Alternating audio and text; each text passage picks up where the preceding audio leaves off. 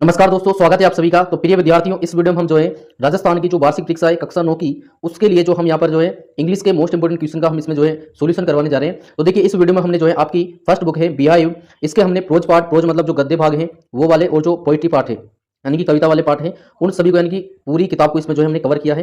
और देखिए, इसमें जो आपको बस एक बात ध्यान रखनी है कि जो इनमें से जो क्वेश्चन आपके अर्धवार्षिक परीक्षा में यानी कि आपकी जो अर्धवार्षिक परीक्षा हुई थी उसमें आ चुके हैं, उन क्वेश्चन को आप छोड़ सकते हैं, क्योंकि उन क्वेश्चन को जो है वार्षिक परीक्षा में बहुत ही कम जो है लिया जाएगा। ठीक है ना, एक आध ही क्वेश्चन होगा जिसको ले सकते हैं, बाकी जो अर्धवार्षिक में आए क्वेश्चन है उसको वार्षिक पेपर में नहीं लिया जाता है। ठीक है ना, तो आप आपके अनुसार देख लेना, क्योंकि देखिए हर जिले का अलग अलग पेपर होता है। ठीक है, तो अलग अलग पेपर होता है, तो हम ये बता भी नहीं सकते कि ये क्वेश्चन आपके आ चुका है या कौन सा आया है। वो आपके अकॉर्डिंग देख लेना, आपके पास जो है अर्धवार्षिक के पेपर होंगे। ठीक है, उसमें से आप इसको देख लेना। तो देखिए, इसमें जो पहला पार्ट है उसका सबसे पहले हम प्रोज पार्ट को ले रहे हैं। इसमें पहला पार्ट है, उसमें जो है इंपोर्टेंट क्वेश्चन है कि हाउ ओल्ड आर मार्गी एंड टॉमी, यानी कि मार्गी व टॉमी कितने बड़े हैं। और प्रिय विद्यार्थियों, हम यहाँ पर देखिए केवल आपको क्वेश्चन बताएंगे, उसका जो है आंसर इसमें लिखा हुआ है। आंसर हम यहाँ पर पढ़कर आपको नहीं सुना पाएंगे, क्योंकि इससे जो है बहुत टाइम लगता है और वीडियो भी बहुत बड़ा बनता है। तो आप जो है इन इंपोर्टेंट क्वेश्चन को या तो आप स्पीडअप से जो है ले सकते हैं, स्पीडअप को हम टेलीग्राम चैनल पर अवेलेबल करवा देंगे, या फिर जो है आप आपकी जो भी बुक है, गाइड है, उसमें इन क्वेश्चन को टिक मार्क कर सकते हो और वहां से आप इसको याद कर सकते हो। ठीक है, और इसके बाद देखिए अगला क्वेश्चन है कि व्हाट डिड मार्गी राइट इन हर डायरी, यानी मार्गी ने अपनी दैनिकी में यानी कि डायरी में क्या लिखा। इसके बाद देखिए अगला क्वेश्चन है where was Margie school did she have any classmate, यानी कि मार्गी का विद्यालय कहाँ था, क्या उसके कक्षा के कोई साथी थे। ये भी जो है मोस्ट इंपोर्टेंट क्वेश्चन है। और इसके बाद देखिए अगला क्वेश्चन है कि व्हाट सब्जेक्ट डिड मार्गी एंड टॉमी लर्न, यानी कि मार्गी और टॉमी कौन से विषय पढ़ते थे। इस क्वेश्चन को भी आपको जो है याद करना है। ये मोस्ट इंपोर्टेंट जो है पार्ट है, और इस पार्ट से जो है 3-4 क्वेश्चन आपसे जरूर पूछे जाएंगे। अगला क्वेश्चन है कि why did Margie's mother send for the county inspector, यानी कि मार्गी की मां ने काउंटी इंस्पेक्टर को क्यों बुला भेजा। देखिए, ये क्वेश्चन जो है बहुत ही महत्वपूर्ण क्वेश्चन है, और अगर ये क्वेश्चन आपके अर्धवार्षिक में आ चुका है तो आप इसको छोड़ सकते हैं। बाकी अगर आपके अर्धवार्षिक में नहीं आया तो ये जो है 100% आपके वार्षिक पेपर में जो है आपको देखने को मिलेगा। तो जिनके नहीं आया था इस क्वेश्चन को आप जरूर याद करना। इसके बाद देखिए अगला क्वेश्चन था, इसमें लास्ट क्वेश्चन है कि मार्गी भूगोल में खराब प्रदर्शन क्यों कर रही थी, उसकी सहायता के लिए काउंटी इंस्पेक्टर ने क्या किया। ठीक है, इसके बाद अगला पार्ट है द साउंड ऑफ म्यूजिक, यानी कि संगीत की ध्वनि। इसका पार्ट 1 है Evelyn Glennie listen to sound without hearing it, यानी कि एविलियन गिलेनी ध्वनि सुनती है, इसका श्रवण किए बिना। तो इसमें देखिए, इसमें पहला क्वेश्चन है कि how old was Evelyn when she went to the Royal Academy of Music, यानी कि एविलिन की क्या आयु थी जब वह रॉयल अकेडमी ऑफ म्यूजिक में गई। तो देखिए वो कितनी थी, वो जो है 17 वर्ष की थी।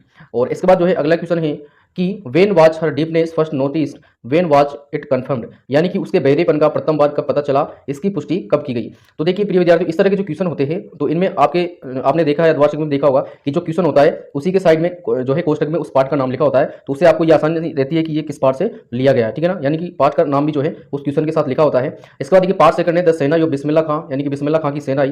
तो इसमें देखिए, इसमें एक मोस्ट इंपोर्टेंट क्वेश्चन ये है कि why did Aurangzeb ban the playing of the pungi, यानी कि औरंगजेब ने पुंगी बजाने को प्रतिबंधित क्यों किया। और इसके बाद इसका अगला क्वेश्चन है कि where was the shehnai played traditionally how did Bismillah Khan change this, यानी कि पारंपरिक रूप से सेनाई कहाँ बजाई जाती थी और बिस्मिल्लाह खान ने इसे कैसे बदला। ये भी इसका एक इंपॉर्टेंट क्वेश्चन है। इसके बाद देखिए अगला क्वेश्चन है इसका कि अगला क्वेश्चन है when and how did Bismillah Khan get his big break, यानी कि बिस्मिल्लाह खान को बड़ा अवसर कब और कैसे प्राप्त हुआ। ये भी जो है मोस्ट इंपोर्टेंट क्वेश्चन है। इसके बाद देखिए इसका अगला क्वेश्चन है कि why did Bismillah Khan refuse to start a shehnai school in the USA, यानी कि बिस्मिल्लाह खान ने अमेरिका में सेना विद्यालय चलाने से इनकार क्यों कर दिया।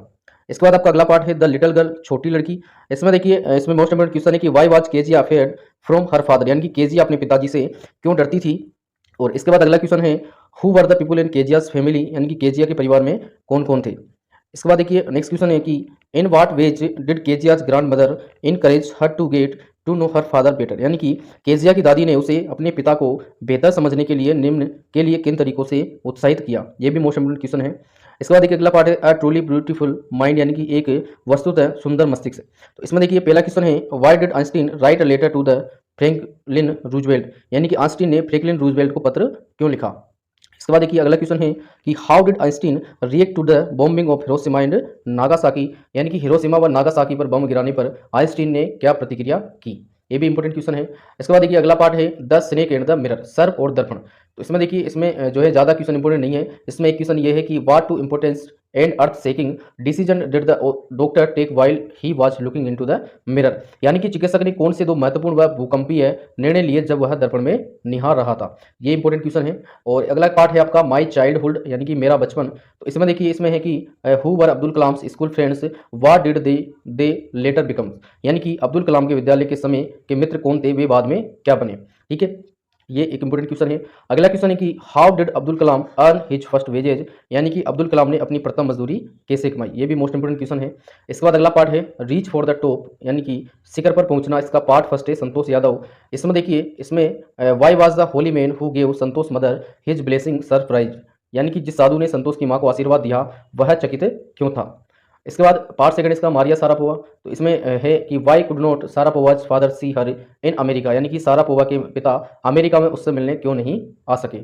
इसके बाद देखिए अगला क्वेश्चन है how did Sharapova put up with insult in the USA, यानी कि अमेरिका में सारापोवा को अपमान कैसे सहन करना पड़ा। यह भी मोस्ट इंपोर्टेंट क्वेश्चन है।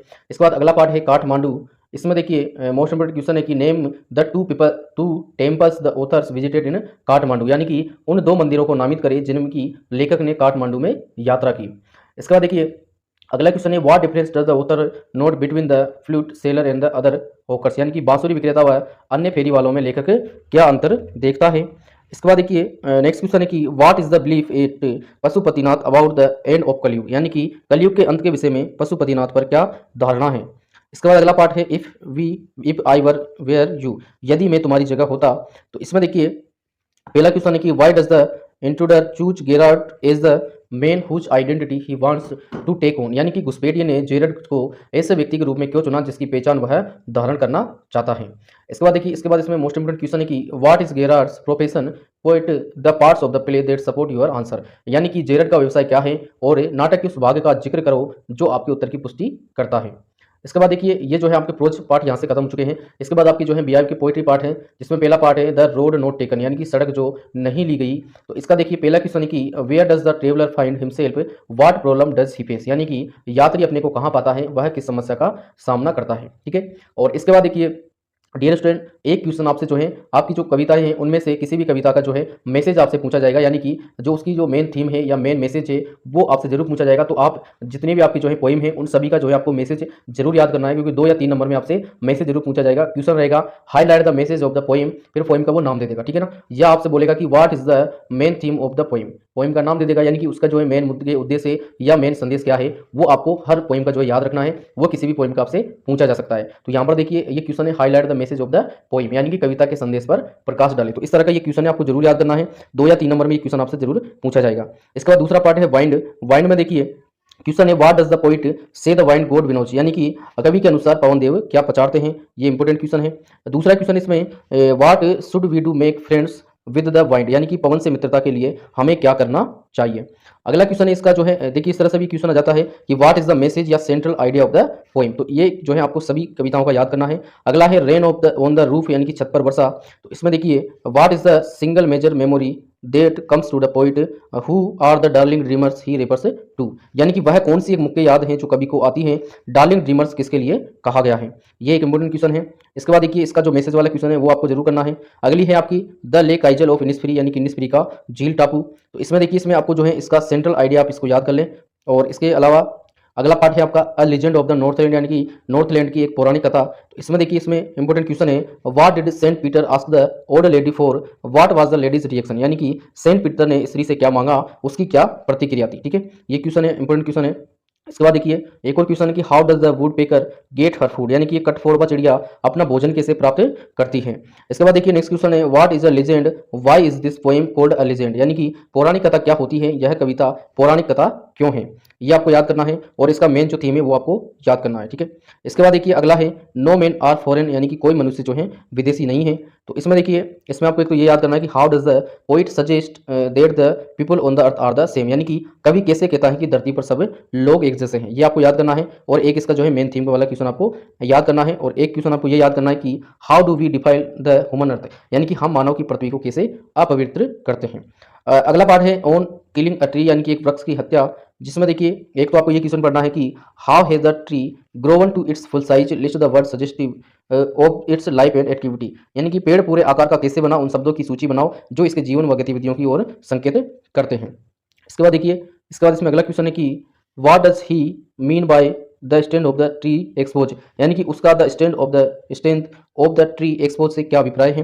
अगला क्वेश्चन है व्हाट फाइनली किस द ट्री, यानी कि पेड़ अंत में मरता किसे है, ये आपको याद करना है और इसका मेन थीम आपको याद करना है। अगला पार्ट है असलम्बर डिड माई स्पिरिट सील, नींद जिसने मेरे मनोभाव बंद कर दिए, तो इसका आपको जो है सेंट्रल आइडिया याद करना है। और एक क्वेश्चन आपका इसमें ये याद करना है कि where and how does the poet's beloved exit now, यानी कि कवि की प्रिय युवती अब कहाँ और किस प्रकार अस्तित्व में है, ये आपको याद करना है। तो इस तरह से प्रिय विद्यार्थियों आपकी जो ब्याही जो आपकी बुक है उसकी ये मोस्ट इंपोर्टेंट क्वेश्चन है और ये पूरी किताब की मोस्ट इंपोर्टेंट क्वेश्चन है। तो इसमें से देखिए मैक्सिमम क्वेश्चन आपके जो है एग्जाम में जो है आएंगे और इसमें से देखिए उन क्वेश्चन को आप जो है अलग कर सकते हैं जो आपके हाफ ईयरली एग्जाम में आ चुके हैं, ठीक है ना। उनके आने के जो है वार्षिक में आने के बहुत कम चांस होते हैं, तो उनको आप छोड़ सकते हो, बाकी अदर क्वेश्चन को आपको जरूर करना है। और इस बार जो है आपका देखिए 100% यानी कि जो आपके किताब में सिलेबस है उन पूरे का ही आपका पार्ट आएंगे, ठीक है। जैसे मान लो 10 पार्ट है तो 10 पार्ट से ही क्वेश्चन आपके पूछे जाएंगे। अर्धवार्षिक में क्या होता है 70% पूछा जाता है, यानी कि जैसे 10 पार्ट है तो उसमें से 7 पार्ट का ही पूछा जाएगा, लेकिन वार्षिक में पूरा ही पूछा जाता है। और वार्षिक का जो पेपर है आपका 100 नंबर का पेपर होता है, ठीक है। 100 नंबर का आपका पेपर होगा, पूरे जो मेन जो 6 पेपर होते हैं वो 100 नंबर के आपके पेपर रहेंगे। तो इस तरह से प्रिय विद्यार्थियों ये क्वेश्चन आपको जरूर याद करने हैं